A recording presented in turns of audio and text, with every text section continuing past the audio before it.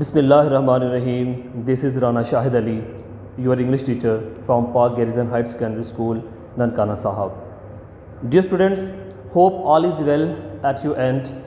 Today we are going to deliver lecture number 13. And lecture number 13 जो है वो हमारा पोएम है Stopping by Woods on a Snowy Evening. Title of the poem is Stopping by Woods on a Snowy Evening. Dear students, आपके exams में summary के related एक question पूछा जाता है 5 मार्क्स का. उसमें आपने पोएम से रिलेटेड समरी राइट करनी होती है या फिर समरी में आने वाले स्टैंजाज को with reference to context explain करना होता है.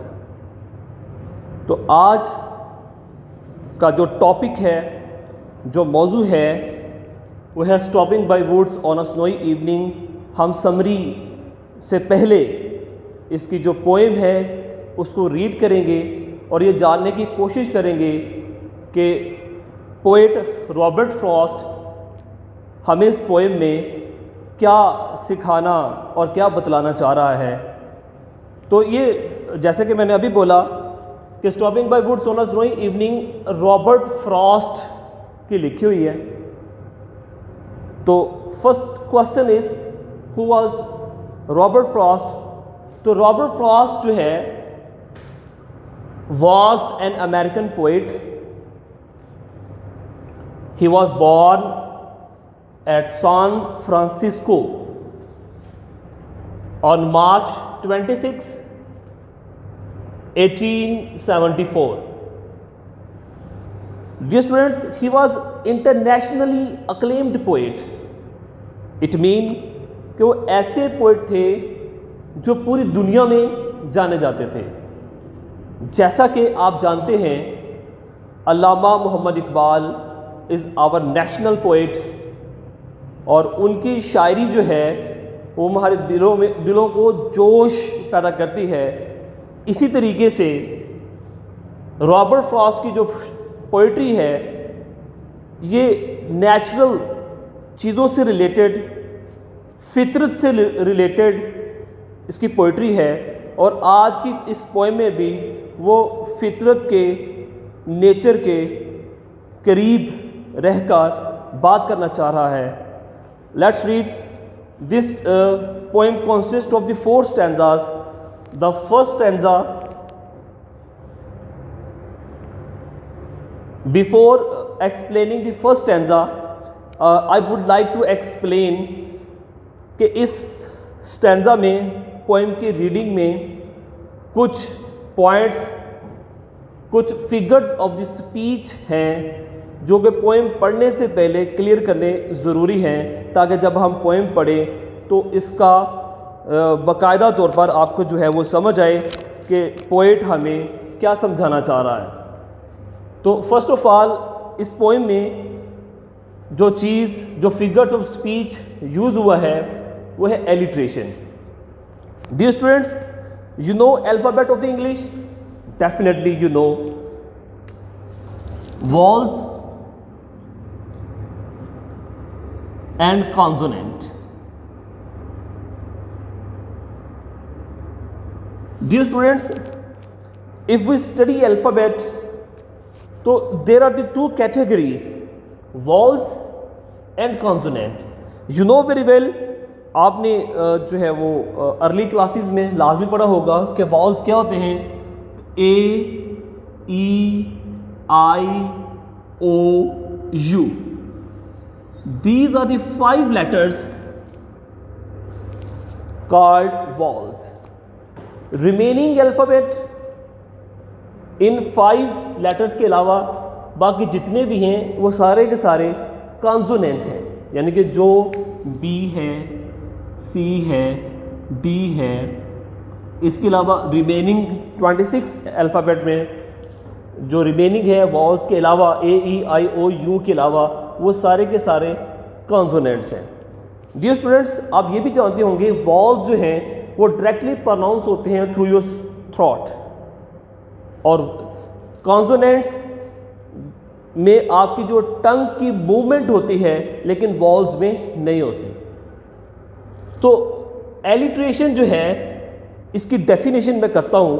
Alliteration is a repetition of the same consonant sound in the words, same consonant sounds in the words which are used closely together, के पोएम के अंदर आने वाले लाइंस, वर्ड्स जो कि कॉन्सोनेंट से स्टार्ट हो रहे हैं, ठीक है जी, उनकी जो रिपीटिशन है वो आपको एलिट्रेशन उसको बोलते हैं।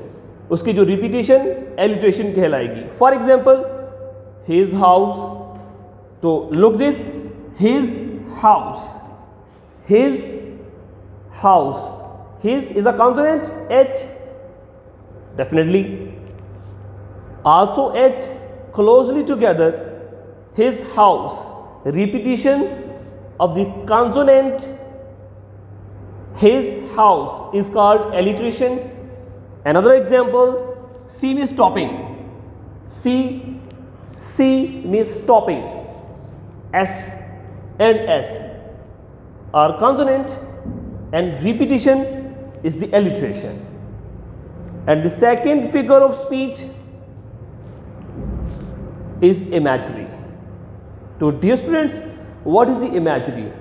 तो पोइट्स जो हैं, शायर हजरात जो हैं, अपनी पोइट्री को, अपनी बात को खूबसूरत करने के लिए कुछ इस्तिलाहात का सहारा लेते हैं जिसको फिगर्स ऑफ स्पीच बोलते हैं। तो उसमें एक फिगर जो है वो इमेजरी है। इमेजरी क्या है? Imagery is used to create the mental image in the mind through visual sense as well as sense of touch, smell, taste and sound. तो डियर स्टूडेंट्स, आपके जहन में एक मेंटल इमेज क्रिएट कर दिया जाता है। वो मेंटल इमेज आपके 5 सेंसेस से रिलेट करता है। नंबर 1, या तो वो आपका ऑडिटरी इमेजरी होगी, या आपकी वो टच इमेजरी होगी, या स्मेल, या टेस्ट, ठीक है, या साउंड की, या विजुअल की। तो ये 5 जो सेंसेस हैं उससे रिलेटेड आपके माइंड में इमेज क्रिएट किया जाता है। पोएट्स क्रिएट करते हैं अपनी बात को खूबसूरत करने के लिए। तो इन दोनों फिगर्स ऑफ स्पीच का इस्तेमाल एलिट्रेशन और इमेजरी का इस पोएम में किया गया है। तो आइए स्टूडेंट्स अपने फर्स्ट स्टैंजा की तरफ, स्टैंजा 1 रीड करते हैं। Whose woods these are, I think I know. तो डियर स्टूडेंट्स, जैसे हम टेक्स्ट पढ़ते हैं line by line, sentence by sentence, तो ये टेक्स्ट पढ़ने का फॉर्मेट है। लेकिन जब हम कोई भी पोएम पढ़ते हैं तो पोएम को रिदमिक स्टाइल से विद लिरिक्स पोएम के अंदाज से जो है पढ़ा जाता है। ठीक है, तो वंस अगेन मैं इसको जो है पोएम के अंदाज से इस पूरे स्टैंजा को रीड करूँगा। Whose woods these are, I think I know.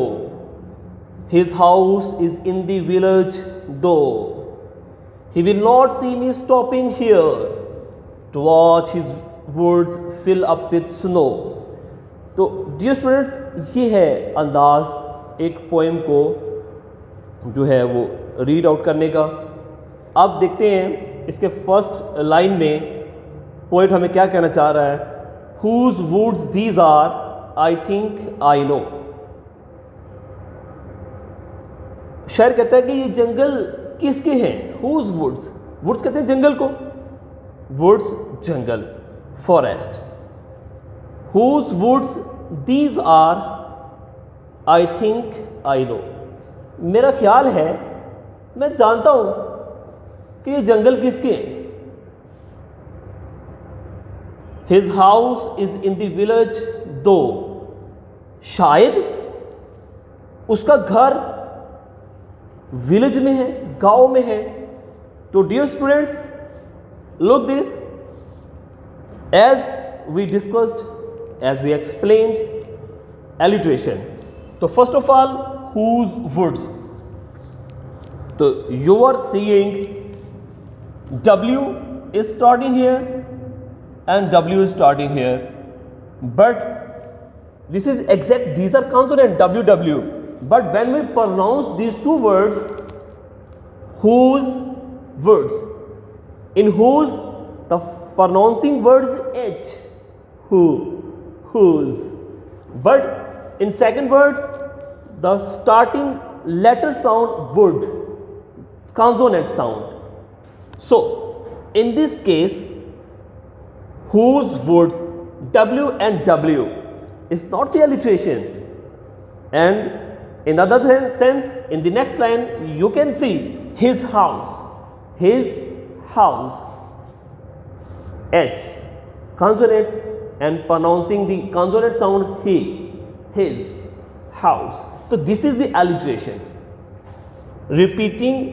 Repetition of the same consonant closely together is called alliteration. So here poet uses alliteration, his house. तो ट्रांसलेशन वंस अगेन इन दोनों lines हम कर लेते हैं. Whose woods these are? ये जंगल किसके हैं? I think I know, शायद मैं जानता हूँ. His house in the village, तो अगरचे उसका घर विलेज में है, गाँव में है. He will not see me stopping here. So dear students, can you guess, is there any alliteration? He will not see me stopping there. Exact. See me stopping. See stopping. SS. Repetition of the same consonant sound. See me stopping. So here poet uses again alliteration. He will not see me stopping here. He will not see me. वो मुझे नहीं देखेगा stopping here. यहाँ पर खड़े होते हुए. मैं यहाँ पे खड़ा हूँ, लेकिन जो इसका ओनर है वो मुझे नहीं देख रहा होगा. स्टॉपिंग. तो इन अदर सेंस अगर हम पार्ट्स ऑफ स्पीच की बात करें तो स्टॉपिंग अगर आईएनजी वाली फॉर्म एज ए सब्जेक्ट या ऑब्जेक्ट आए तो उसको हम जेरेंट बोलते हैं. क्या बोलते हैं? जेरेंट. आईएनजी वाली फॉर्म एज ए सब्जेक्ट और ऑब्जेक्ट बिहेव करे तो उसको हम जेरेंट बोलते हैं. In the next line, to watch his woods filled up with snow. To watch, मैं यहाँ पे खड़ा हूँ. To watch his woods, उसके जंगल को देखने के लिए. Filled up with snow, जो कि बर्फ से भरा पड़ा है. उस वक्त सर्दियों का मौसम था, स्नो फॉलिंग हो रही थी, और स्नो फॉलिंग इतनी हो रही थी कि हर जगह जो है वाइटनेस जो है वो हर चीज़ वाइट हुई पड़ी थी. तो वो वहाँ पे खड़ा हो जाता है, कहता है मैं उसके जंगल को देख रहा हूँ लेकिन उसके मालिक को नहीं पता. ठीक है. अगेन इन दिस लाइन यहाँ पे देखिएगा, to watch woods and with.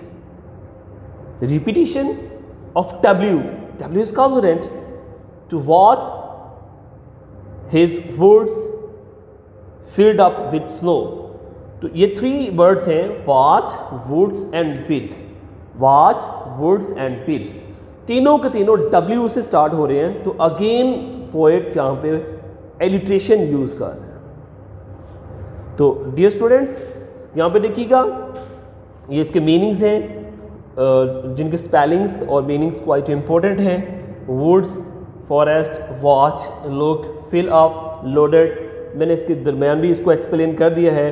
तो ये अगेन से बीच में जो एलिट्रेटेड वर्ड्स थे वो मैंने निकाल के यहाँ पे लिख दिए हैं. हिज हाउस, ये एलिट्रेशन यूज़ हुई है. सी मी स्टॉपिंग, ये एलिट्रेशन यूज़ हुई है.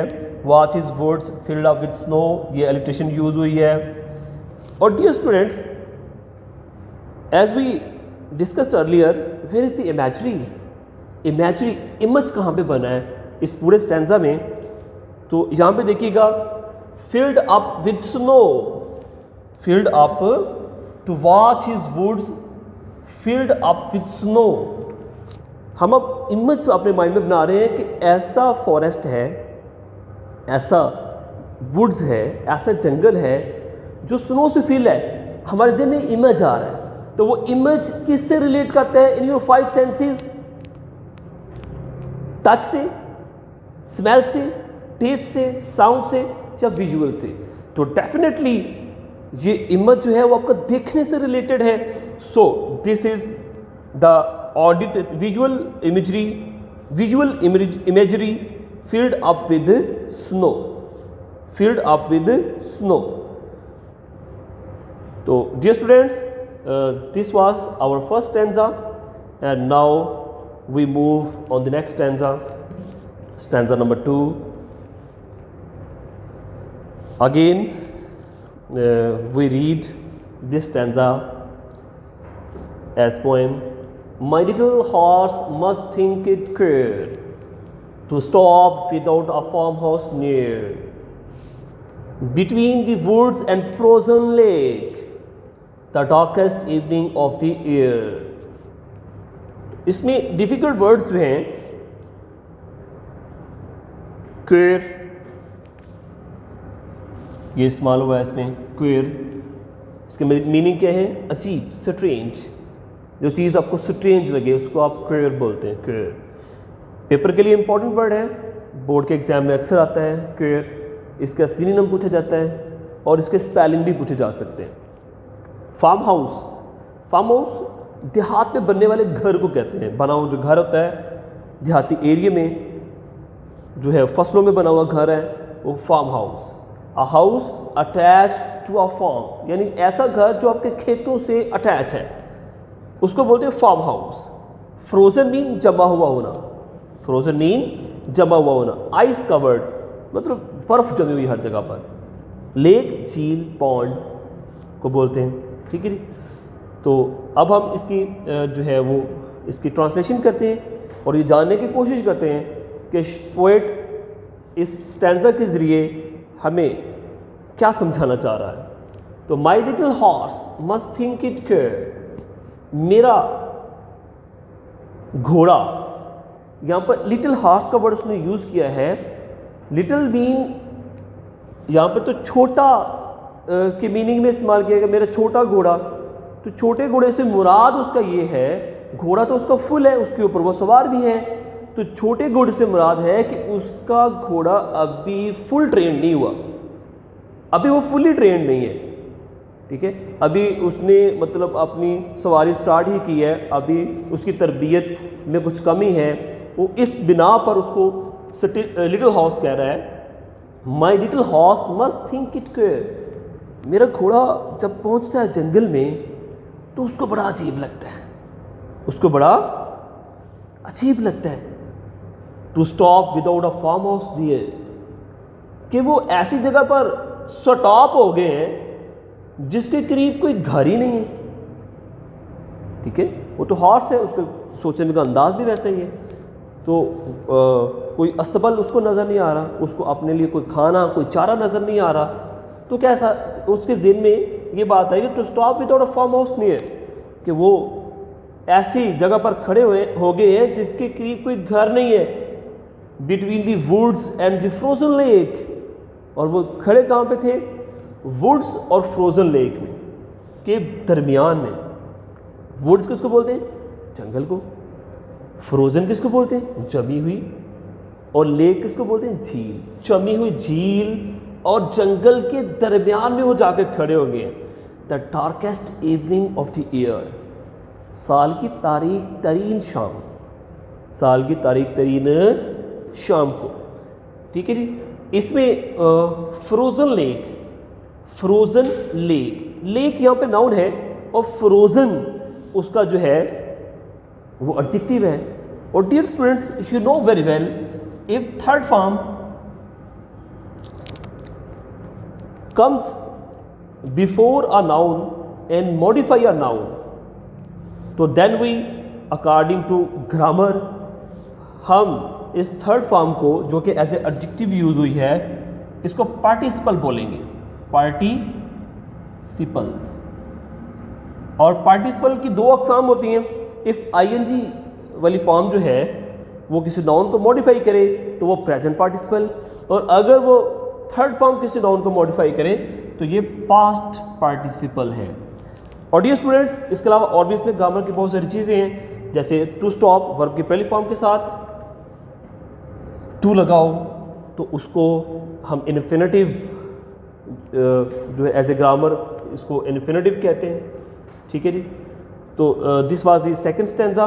वंस अगेन इसको रिपीट कर लेते हैं। My little horse must think it care, मेरा जो घोड़ा है वो इसको बड़ा अजीब समझता है। To stop without a farm house near, कि ऐसे जगह पर खड़े हो गए हैं जिसके करीब कोई फार्म हाउस भी नहीं है। और वह जगह कहाँ पे है? Between the woods and the frozen lake, the darkest evening of the year, शाम, साल की तारीख तरीन शाम को, साल की तारीख तरीन शाम को। तो डियर स्टूडेंट्स, एलिट्रेशन इस पूरे पैराग्राफ में, पूरे स्टैंजा में नहीं यूज हुई, लेकिन एक इमेजरी यूज हुई है। तो can you find it out? Definitely the darkest evening of the year. तो darkest evening of the year भी विजुअल है, ये देखने से रिलेट करती है, तो ये विजुअल इमेजरी है जो पोएट यहाँ पे यूज़ करता है, the darkest evening of the year as we mention down here. तो dear students, this was the second stanza. तो वंस अगेन जो है मैं जो है ये दोनों स्टैंजा की रीडिंग आपके सामने कर देता हूँ, ठीक है। Whose woods these are, I think I know, his house in the village though, he will not see me stopping here to watch his woods filled up with snow. My little horse must think it care to stop without a farmhouse near, between the woods and the frozen lake, the darkest evening of the year. तो dear students, आज हमने stopping by woods के first to stanzas को explain किया, poem को read करने की कोशिश की और ये जानने की कोशिश की कि रॉबर्ट फ्रॉस्ट हमें कैसे नेचर के क्लोज करना चाह रहा है, हम कैसे नेचर लवर बन जाएं, हम कैसे नेचर के करीब रहें तो हम दुरुस्त रहेंगे, हम ठीक रहेंगे, हमें कोई बीमारी नहीं आएगी। तो इन दोनों स्टैंजर्स को अच्छे से रीड कीजिएगा, इसके मीनिंग्स, इसमें यूज़ होने वाली ग्रामर। तो इंशाल्लाह मिलते हैं अगले लेक्चर में। Stay home, stay safe.